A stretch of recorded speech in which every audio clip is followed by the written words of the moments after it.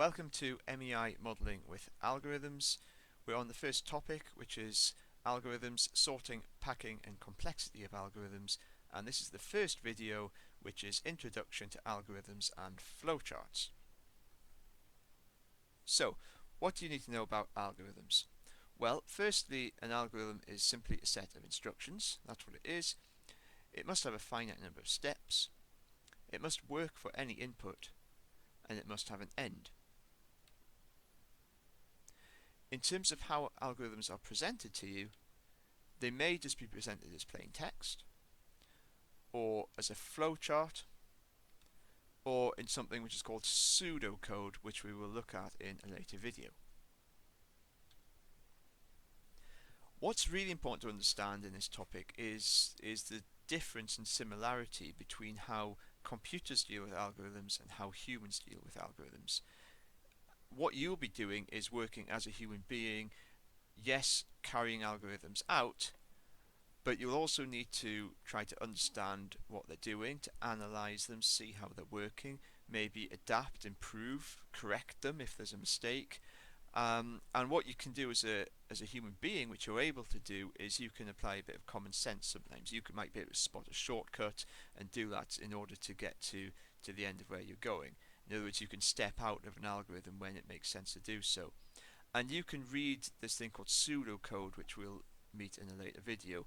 Computers can't read pseudocode because it still requires a bit of common sense. Now, what a computer can do, which a human being can't, is a computer can carry out an algorithm extremely quickly, far faster than a human can. More accurately, computers don't make mistakes, basically, and they can do things on a much larger scale, so apply an algorithm to a much larger version of the same problem that would be far too big for a human to attempt. These things which are in brackets are not on the spec, but just to put it into some sort of context, there is a thing called computer language, which it comes in all sorts of forms, but that's a form of, a bit like pseudocode, but it can be read by a computer and a human. And another thing which computers have, which is machine code, which really can only be read by computers. Now, what you'll notice in flowcharts is that there are different types of boxes. Where you see an oval shaped box or curved box, that's where a process starts or ends. The rectangular boxes are just a straightforward instruction, and these diamond or rhombus shaped boxes are where there's a decision to be made. So depending on what the answer, you may go in different directions. So here we see an example of a flowchart. If you want to pause the video for a moment and have a little look at it, see if you can figure out what it does.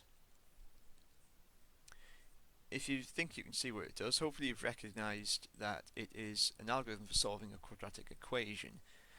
It's basically applying the quadratic formula, and the really important thing here is that there's a decision to be made at this point depending on whether this value of d is greater than or equal to 0. And again, if you remember how the quadratic formula works, you'll recognize that d, it's called the discriminant. It's the thing which goes inside the square root, and of course if that thing's negative, then there are no real solutions. So a decision has to be made then before we go ahead and potentially get an error. So what we're going to do now is we're going to do what's called tracing the flowchart, which is where we'll be given some numbers as inputs, and we're going to see what happens with those numbers as we go around the flowchart. So the first set of inputs we're going to try is these three: a equals 1, b equals minus 2, c equals 8.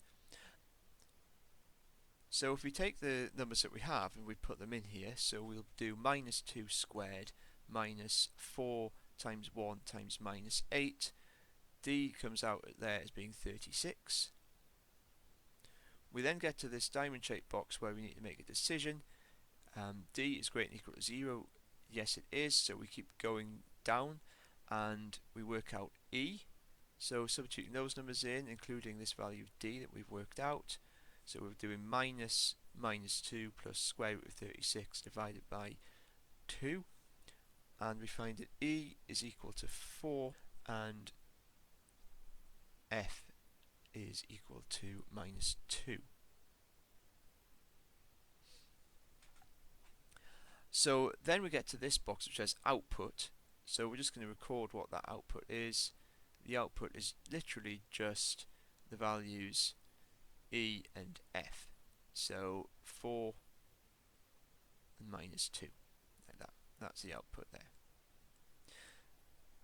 Now, you might just want to stop a minute and think, what would have happened if those two values had come out as being the same number, which we know from quadratics can happen. It might look a bit silly to output the same number twice. So you might want to have a think as a human being, how might I change that algorithm slightly so that if that does happen, it only prints out one number. You have a little think about that in your own time. We've now got another set of inputs here. This time when we put these numbers in, we get D equals -16. And so when we get to this box, the answer is now no, and so we simply output no real solutions. So here's an example of another flowchart. This time what you can see is that we have the potential here to go around in a big loop and potentially go around several times. This is what's called an iterative process. And if we're going to trace this flowchart, we may end up with lots and lots of numbers and lots of things changing several times. So in order to help keep track of what's going on, it's a good idea to use a table. Now let's start this algorithm. It says input n. Let's try a value. Let's try an input of 3. And let's just see what happens with n equals 3. Well, we're told to set a equal to 1, so we can record that value in there. Then following it round, b is equal to a squared, so we set b equal to a squared.